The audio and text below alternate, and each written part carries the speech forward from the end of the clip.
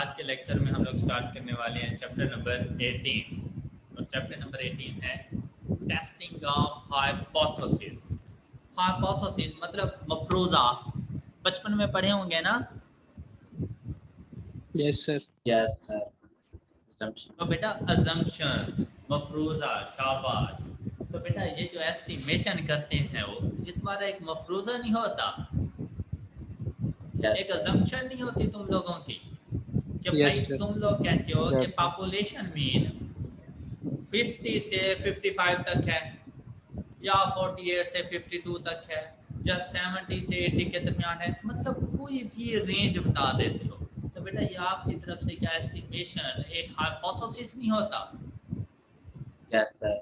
तो अब 17 में आपने एक हाइपोथेसिस बनाया और 18 में हम उस हाइपोथेसिस की टेस्टिंग करते हैं कि भाई जो बात आप कर रहे हो क्या आपकी बात ठीक है, क्या इस पे यकीन करना चाहिए, क्या वाकई पॉपुलेशन मीन इस रेंज में है या नहीं है। अब देखें बेटा पॉइंट एस्टिमेशन, अगर आप कहते हैं कि आपके पॉपुलेशन का मीन 50 है तो बेटा 49 भी हो गया तो आप गलत हो गए, 51 हो गया Yes, आप तब भी sir. गलत हो गए। तो आप ठीक सिर्फ उस वक्त होंगे जब 50 होगा, तो आपके गलत होने के चांसेस ज़्यादा हैं, ठीक होने के चांसेस कम हैं। लेकिन अगर आप यही बात एक रेंज में कर दें कि भाई मेरे मुताबिक पॉपुलेशन मीन 48 से Yes, sir. 52 के दरमियान है, ऐसी सिचुएशन में अब 50 आ जाए आप तब भी ठीक है, 49 आ जाए आप तब भी ठीक है, 51 आ जाए तब भी ठीक है, 48 या 52 आ जाए आप तब भी ठीक है। तो अब आपके ठीक होने के चांसेस बढ़ चुके हैं, कैसा नहीं? तो हाँ, यहाँ पर हम लोगों ने ये चेक करना होता है कि जो एस्टिमेशन आपने दी है उस एस्टिमेशन में कितनी सच्चाई है। क्या हम आपके एस्टिमेशन को एक्सेप्ट कर लें या आपके एस्टिमेशन को रिजेक्ट करें, हमने यहाँ पर ये देखना है। तो इसे कहते हैं टेस्टिंग ऑफ हाइपोथेसिस। बेटा इसमें जब क्वेश्चन सॉल्व करना हो तो सिर्फ 6 स्टेप्स इन्वॉल्व हैं और वो 6 स्टेप्स आपको समझ आ जाएं तो समझ लें कि चैप्टर नंबर 18 हो गया तुम लोगों से। और उन 6 स्टेप्स में सबसे पहला और इम्पोर्टेंट स्टेप है कि आपने हाइपोथेसिस बनाना है कि भाई हाइपोथेसिस है क्या। अब जैसे हम लोग कहते थे कि प्रोबेबिलिटी ऑफ सक्सेस बी तो प्रोबेबिलिटी ऑफ फेलियर क्यू, ऐसे ही था ना। इसी तरह हम लोगों ने कहा कि भाई जो रिस्क लेवल है वो अल्फा और जो कॉन्फिडेंस लेवल है वो 1 माइनस अल्फा, उसका उलट। इसी तरह से भाई जो हाइपोथेसिस बनाएंगे वो दो तरह के होती हैं। एक होता है हमारे पास नल हाइपोथेसिस और दूसरा होता है अल्टरनेटिव हाइपोथेसिस। नल हाइपोथेसिस का उलट हमारे पास अल्टरनेटिव हाइपोथेसिस आया करता है। नल हाइपोथेसिस को हम लोग डिनोट कर रहे होते हैं एच नॉट के साथ।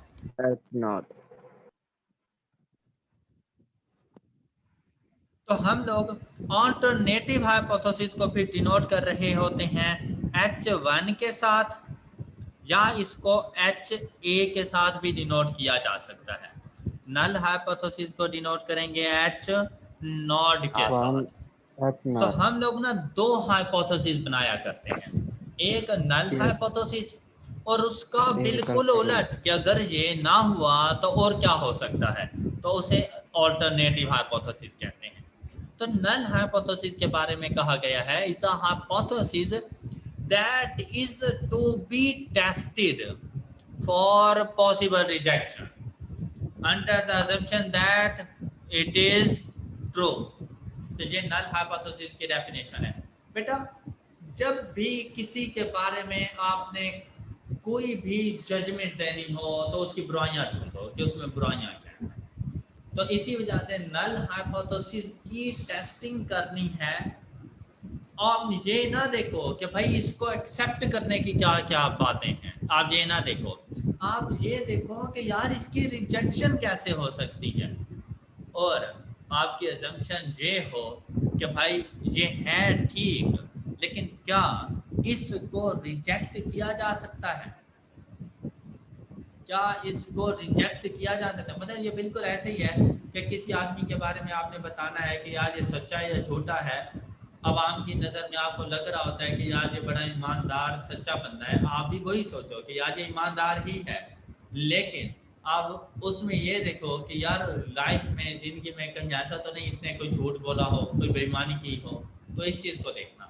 यहाँ पर आपने यही देखना है कि नल हाइपोथेसिस की टेस्टिंग की जाती है और उसको रिजेक्ट करने के लिए टेस्टिंग की जाती है। तो उसका अल्टरनेटिव हम लोग अपोजिट जो बनाते हैं नल हाइपोथेसिस का, उसको हम अल्टरनेटिव कहते हैं, एच ए से डिनोट करते हैं। And it is rejected when H not is accepted. तो लाजमी बात है दोनों में से किसी एक ने ठीक होना है। अगर आपने एच नॉट को एक्सेप्ट कर लिया, नल हाइपोथेसिस को एक्सेप्ट कर लिया, तो फिर आप बेसिकली ये कह रहे हो कि अल्टरनेटिव हाइपोथेसिस रिजेक्ट कर रहे हो। क्लियर? Yes, sir. अच्छा, ये थी सारी की Yes, सारी sir. थ्योरी। ये इसका मतलब क्वेश्चन से ऐसा कोई खास ताल्लुक नहीं है, और इस थ्योरी से रिलेटेड बहुत कम ही ऐसा कोई क्वेश्चन वगैरह आ जाए, लेकिन बस पॉसिबल जो बातें थी उनका पता होना जरूरी है। जो हाइपोथेसिस की कंस्ट्रक्शन होती है ना, कि हाइपोथेसिस को बनाना कैसे, ये होता है असल काम। बेटा हाइपोथेसिस 3 तरह से बनानी है, और इनमें एक बात हमेशा याद रखनी है कि नल हाइपोथेसिस हमेशा इक्वलिटी के साइन के साथ आएगा। नल हाइपोथेसिस हमेशा Equality के sign. इक्वलिटी के साइन के Equality के साथ sign, आएगा, equality sign. और अल्टरनेटिव हाइपोथेसिस हमेशा इन इक्वलिटी के Not साथ आएगा, equality. इन इक्वलिटी के साथ आएगा। Clear? Yes Yes, sir. sir. अच्छा, सबसे पहला काम ही आपके लिए थोड़ा सा मुश्किल हो सकता है, लेकिन ये बहुत इजी कर दूंगा। आप हाइपोथेसिस बड़ी आसानी से बनाते जाएंगे, और अक्सर तो बने बनाए मिल जाते हैं हाइपोथेसिस। अब देखें बेटा, अगर मैं आपसे ये कहूँ कि मेरी क्लास की एवरेज 70 है, मेरी क्लास में मौजूद स्टूडेंट्स के एवरेज मार्क्स 70 हैं, मैंने आपको पॉपुलेशन मीन बता दिया, Yes, मैंने sir. आपको पॉपुलेशन Yes, sir. मीन बता, मैंने आपसे क्या कहा है कि भाई म्यू इज इक्वल टू 75 है हमारी क्लास की एवरेज। इसका मतलब कि अगर भाई 75 से कम हुई तब भी मैं गलत, और अगर 75 से ज़्यादा हुई बेटा मैं तब भी गलत, राइट? तो इज इक्वल टू का उलट क्या बनेगा? Not not equal Not to. equal to. तो मैं इसके लिए लिख दूंगा mu is not equal to 75।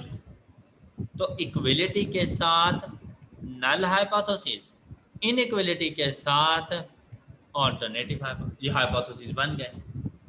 कि मीन इज 75 या फिर इज नॉट 75, तो इज नॉट 75 मतलब इज नॉट इक्वल टू का साइन यूज कर रहे हैं।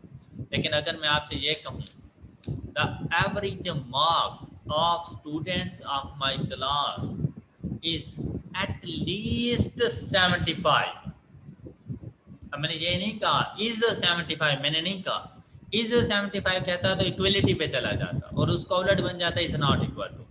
अगर मैं कह दूं at least 75, तो बेटा at least का साइन क्या होता है? Is equal to या greater than. Less than equal. at least का क्या होता है? ग्रेटर देन और equal to. Equal greater than Greater than equal equal to. equal to. तो देखिए इक्वलिटी आ गई इसके साथ, Yes, sir. इक्वलिटी Yes, आ sir. गई ना इस साइन के साथ, तो इसने नल के Yes, साथ sir. रहना है। तो mu greater than equal to 75, तो इसका उलट क्या बनेगा? Less than. Less than Less 75, तो इसका ये ऑल्टरनेटिव बन जाएगा। ये दूसरा मेथड था। तीसरा मेथड, अगर मैं आपसे कहूँ the average marks of the students of my class is at most 75, तो क्या मतलब लोगे इसका? आप क्या लिखोगे? less less than than equal equal Mu to less than equal, अब इक्वल टू इसके साथ आया तो ये एट मोस्ट, एट लीस्ट का वर्ड या इक्वल टू का साइन वर्ड ये नल हाइपोथेसिस बनाते हैं। तो लेस देन इक्वल टू 75, तो मैं गलत कब होऊंगा? more than greater 75 than जब 75 ग्रेटर देन 75 मीन आ गए तब मैं गलत हो जाऊंगा बेटा। ओके, अब आप बताएं, इन बातों में कोई मुश्किल था? yes sir No, sir. sir. अच्छा, अब अगर मैं आपसे ये कह दूं the average marks are greater than 75, अब ग्रेटर देन के लिए कौन सा साइन यूज होता है? अब ये देखें, ग्रेटर देन के लिए कौन सा साइन यूज होता है,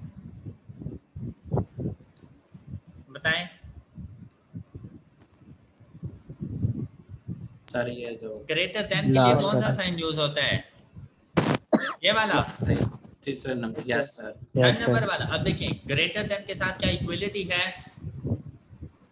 no sir no अब sir ये ऑल्टरनेटिव बनेगा क्योंकि इसके साथ इक्वलिटी नहीं है। आपने लिख देना म्यू yes ग्रेटर देन 75, क्योंकि ग्रेटर देन का जो वर्ड है वो ऑल्टरनेटिव के साथ आएगा। तो इसका उलट क्या होता है? ग्रेटर देन का उलट क्या होगा? less than equal to less than more equal to. तो ये जो लेस देन इक्वल टू है ये नल जाके बन जाएगा। Clear yes sir Hamza? Okay, yes sir अगर आपसे कह दे the average marks is less than 75, अब देखें लेस देन इक्वल टू नहीं का, लेस देन 75, तो लेस देन के लिए तो ये वाला साइन होता है। तो ये लेस देन का साइन किसके साथ यूज हो रहा है? alternative तो इससे ऑल्टरनेटिव बनाना है, तो ऑल्टरनेटिव का उलट, इस लेस देन का उलट ग्रेटर देन या equal to greater than equal, तो उससे नल बन जाएगा। और अगर आपसे कहे the average marks is different, तो बेटा डिफरेंट कब होंगे? डिफरेंट उस वक्त होते हैं जब इक्वल ना हो। इनइक्वालिटी में। ऐसा ही है ना? Yes, डिफरेंस तो उस वक्त आएगा ना जब इक्वल ना हो, क्योंकि जब इक्वल हो जाए तब डिफरेंस तो नहीं रहता ना। yes, तो जब No, आ जाए sir. इज डिफरेंट तो समझ लेना equal to is not equal to के साथ जाके बनाने हाइपोथेसिस। मेरे ख्याल से कुछ ना कुछ अंडरस्टैंडिंग डेवलप हो गई होगी। yes sir और Yes, क्वेश्चन sir. में बेटा ये चीजें गिवन होती हैं, इस तरह से कोई ना कोई हिंट जरूर मौजूद होता है, तो वहां से हमें पता चल जाता है। तो ये मैंने लिखा हुआ है कि अगर null hypothesis is equal to की फॉर्म में है तो alternative is not equal to. और ये बात आपने हमेशा याद रखनी है कि पहले नल हाइपोथेसिस बताना है, पहले नल हाइपोथेसिस आप लोगों ने बताना है और बाद में अल्टरनेटिव हाइपोथेसिस बताना है। Clear? yes sir. yes sir चलें, शाबाश। तो ये पहला काम कंप्लीट हो चुका है चैप्टर 18 का, construction of hypothesis.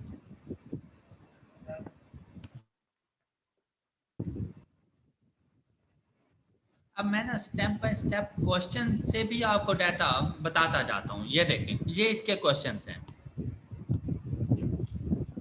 Chapter 18 testing of hypothesis, hypothesis testing. Question number 1।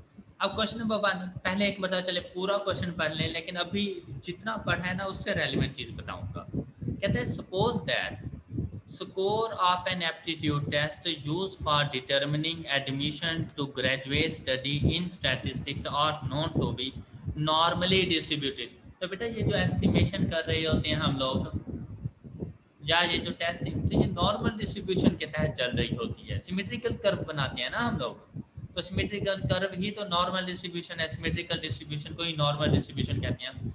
With in a mean of 500। तो बेटा क्या ये मीन सैंपल के मीन की बात कर रहा है? क्या कहीं पर मीन बताने से पहले कहीं पर कुछ सैंपल की बात की उसने? no No, sir sir.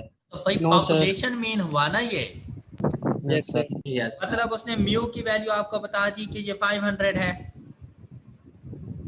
Okay Yes, और sir. आपसे कहता है कि पॉपुलेशन स्टैंडर्ड डेविएशन ऑफ 100 किससे डिनोट करते हैं इसको?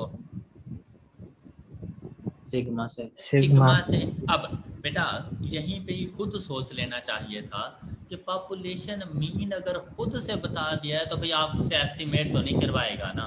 फिर तो उसे पता है, एस्टिमेशन तो फिर हो चुकी होगी कि अगर आपसे उसने पॉपुलेशन मीन एस्टिमेट करवाना होता तो फिर तो वो आपको सैंपल का मीन देता ना, पॉपुलेशन मीन Yes, तो sir. ना बताता ना, लेकिन यहाँ पर उसने Yes, sir. आपको पॉपुलेशन मीन बता दिया है। फिर if a random sample of 64 applicants, इससे क्या मुराद है? Sample size. n is equal to 64 Yes, sir. from a college has a sample mean of, हाँ जी, sample mean से क्या मुराद है? x bar is equal to 537, right? Yes, sir. Yes, sir. भाई यहाँ तक सबने देख लिया, यहाँ तक किसी को कोई मसला हुआ? सिर्फ गिवन No, डाटा sir. ही था ना। Yes, sir. अच्छा, अब क्या कहता है आपसे? कहता है इज देयर एनी एविडेंस। तो बेटा ये सबसे इंपॉर्टेंट बात है, इस बात ने मुझे आकर बताया है कि चैप्टर 18 में जाओ टेस्टिंग करो, जहां पर आ जाए इज देयर एनी एविडेंस, या ये अगर आ जाए शुड वी कंक्लूड दैट। तो अगर क्वेश्चन में बेटा ये वाली स्टेटमेंट्स आ जाएं तो समझ लेना टेस्टिंग ऑफ हाइपोथेसिस है। डन? ये मतलब क्लू वर्ड्स होती हैं जिससे क्वेश्चन Yes. को आइडेंटिफाई करना होता है। अभी तो आपको पता है कि आप टेस्टिंग ऑफ हाइपोथेसिस कर रहे हैं चैप्टर 18, एग्जामिनेशन हॉल में कैसे पता चलेगा? तो इन क्लू वर्ड्स से पता चलता है। अच्छा, जैसे ये बात करते हैं ना is there any evidence should we conclude that, फिर अलर्ट हो जाओ कि उसके बाद हाइपोथेसिस के बारे में इंफॉर्मेशन देने वाला है। क्या? That there mean score is different from the mean expected of all populations। हाँ जी, डिफरेंट का वर्ड आ गया। Yes, Yes, sir. तो sir. बेटा जहां पर डिफरेंट का वर्ड आ जाए वहां पर hypothesis equal to is not equal to की फॉर्म में बनेंगे। क्लियर? क्लियर? Yes, sir. तो बेटा पहला स्टेप कंस्ट्रक्शन ऑफ हाइपोथेसिस, सबसे पहले नल हाइपोथेसिस। तो नल हाइपोथेसिस क्या बनेगा? Mu is equal to 500। तो इसका ऑल्टरनेटिव क्या बनेगा? Mu is not equal to 5. Is not equal to 500। तो बना लिया बेटा हाइपोथेसिस हमने। Yes, sir. अच्छा, क्वेश्चन नंबर 2 को देखते हैं। Question number 2. Suppose that the variance of the IQs of the high school students in a certain city is 2 to 5. Variance बेटा क्या सैंपल की बात की? No, sir. No, sir. मुझे तो ऐसा लग रहा है जैसे पॉपुलेशन का वेरिएंस है। Yes, sir. पॉपुलेशन Yes, है तो सिग्मा स्क्वायर और वो है 2 to 5। तो सिग्मा की वैल्यू क्या होगी? 15. Right? Yes, A sir. random sample of 36 students, sample size मिल गया 36, has a mean IQ of 106। Mean value है ऑफ IQ। ये मुझे नहीं समझ आई यार, ये पॉपुलेशन का है या सैंपल का है? ये एक्स बार है या म्यू है? Population का mean है. Sample का. Yes, sir. सैंपल का स्टेटमेंट पढ़ो ना। A random Yes. sample of 36 has mean। तो 36 का मीन, तो ये तो x बार है, कितना? 106। Clear? Yes, sir. If the level of significance is chosen at, level of significance को किससे डिनोट करते हैं?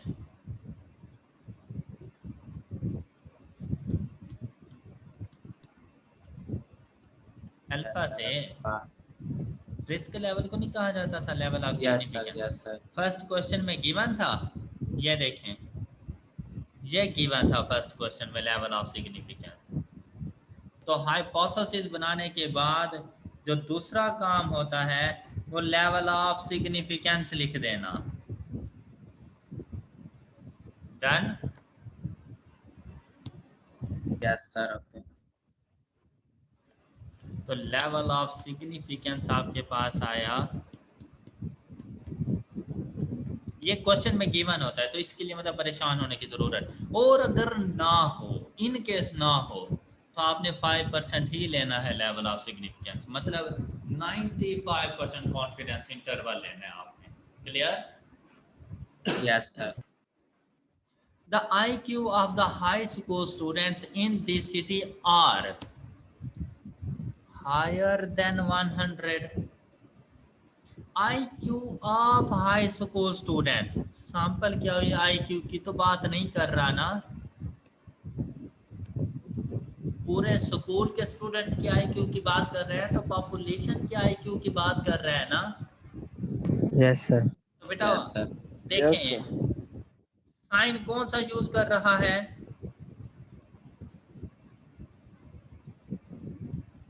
साइन कौन सा यूज कर रहा Higher है? than. हायर देन के साइन Higher से क्या than. मुराद होता है? Greater than, equal to, Greater than equal. हैं? Yes, Yes, sir. sir.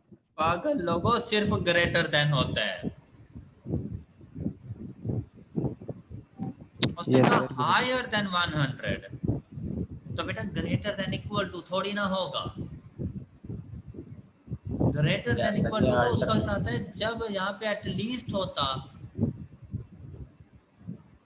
Okay, higher sir. Then 100 मतलब 100 शामिल नहीं है, 100 से ग्रेटर तो सिर्फ Higher. Greater than. तो ग्रेटर देन का साइन नल के साथ लगता है या अल्टरनेटिव के साथ लगता है? Alternative. तो Alternative. अल्टरनेटिव के सामने लगा दिया। और अब देखें क्वेश्चन नंबर 1 में म्यू की वैल्यू ऊपर बता दी थी, वो हमने लिख दी।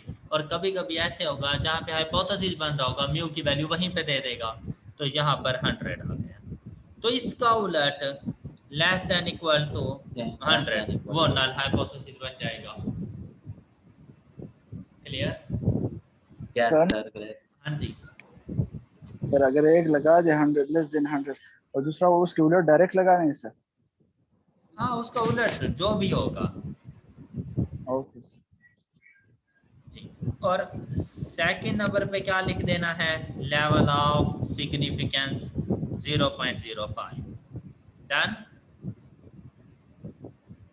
डन? Yes, sir. अच्छा, क्वेश्चन नंबर 3 देखें। क्वेश्चन नंबर 3,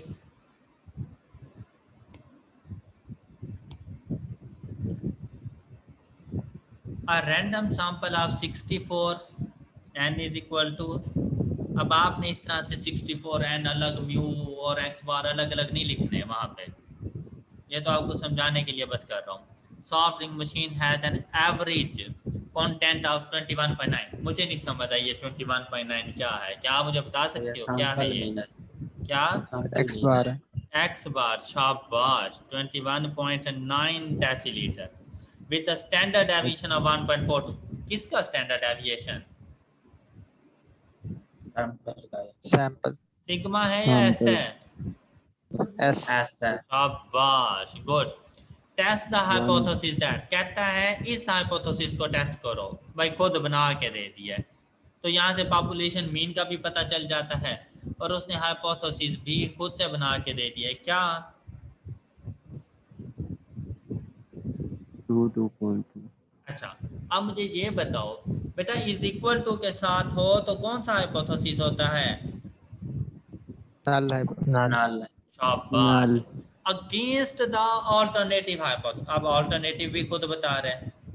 अब अल्टरनेटिव हाइपोथेसिस क्या है? कहते हैं अल्टरनेटिव हाइपोथेसिस जो है वो लेस देन 22.2 है, खुद बताया हुआ है ना। Yes, sir.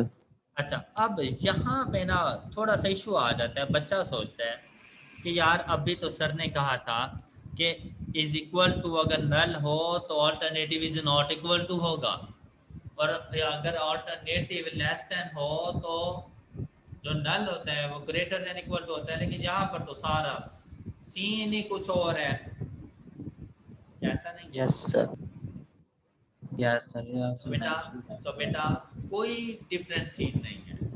आपको ये भी मैंने बताया है कि नल हाइपोथेसिस हमेशा Equal. इक्वलिटी के साथ होता है।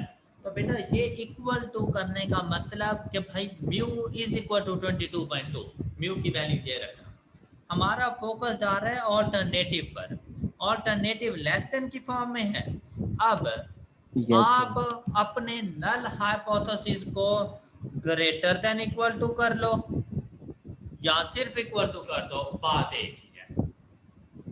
ऑल्टरनेटिव को नहीं चेंज करना, ऑल्टरनेटिव जैसे बता दिया वो बिल्कुल वैसे ही। नल को वैसे तो by rule greater than equal to बनना चाहिए और हमने बना दिया, लेकिन अगर बुक में सिर्फ इसको इज इक्वल टू भी लिख दे तो परेशान नहीं होना। हाँ, अगर साथ में ऑल्टरनेटिव ना होता तो मैं ऑल्टरनेटिव को फिर इज नॉट इक्वल टू बनाता। डन? ओके Yes, बच्चों, आपने अगर इस तरह से वो खुद हाइपोथेसिस बना के दे दे तो आपने ऑल्टरनेटिव को चेंज नहीं करना, ऑल्टरनेटिव को एज इट इज रहने देना, उसके मुताबिक नल को देख लेना कि नल ये बन yes, sir. ठीक Okay, है, sir. ठीक है। और Okay, यहाँ पर sir. अल्फा की Okay. क्या वैल्यू है? 0.05. तो ये अब दो स्टेप आप कर रहे हैं। पहला स्टेप होता है कंस्ट्रक्शन ऑफ हाइपोथेसिस कि नल एंड ऑल्टरनेटिव हाइपोथेसिस बना दो। दूसरा स्टेप होता है लेवल ऑफ सिग्निफिकेंस बता देना। तो लेवल ऑफ सिग्निफिकेंस से मुराद होता है रिस्क लेवल का बता देना। तो ये दोनों स्टेप हम साथ साथ करते जा रहे हैं, ये पहला स्टेप और ये दूसरा स्टेप। अब देखें क्वेश्चन में गिवन ही है ना हर एक चीज। Yes, sir. सर अगर इस क्वेश्चन में अल्टरनेटिव हाइपोथेसिस ना दिया होता तो फिर हम इक्वल अनइक्वल करते हैं। ऑल्टरनेटिव हाइपोथेसिस अगर ना होता और नल इज इक्वल टू था तो मैं फिर ऑल्टरनेटिव को इज नॉट इक्वल टू करता। Okay sir. Okay, Yes, sir. जी सर लेकिन क्लियर अब है। ऑल्टरनेटिव आ गया है तो ऑल्टरनेटिव को चेंज नहीं करना, नल को कर सकते हो। इवन कि नल को भी ना भी करो तो सॉल्यूशन में कोई फर्क नहीं आएगा। क्लियर है बेटा? Yes sir clear. Yes, sir. चलें, शाबाश।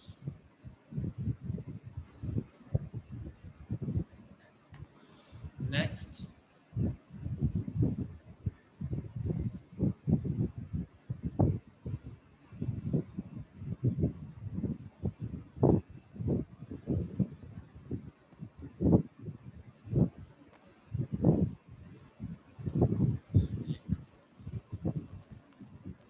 क्वेश्चन नंबर 4 को पढ़ के जरा बताओ, कुछ समझ आती है?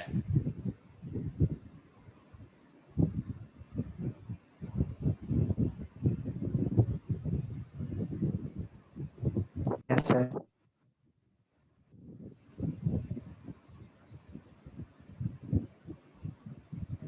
अब देखो क्या हाइपोथेसिस क्या बनने चाहिए।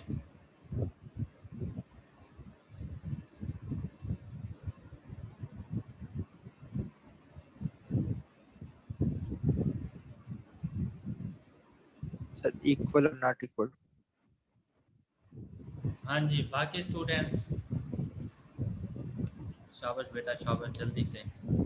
अब इस क्वेश्चन में भी देखें कौन कौन सी इंफॉर्मेशन गिवन है।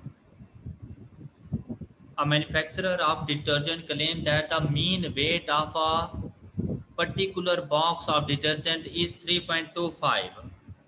तो mu is equal to 3.25. 3.25। A random sample of n is equal to 64. 64।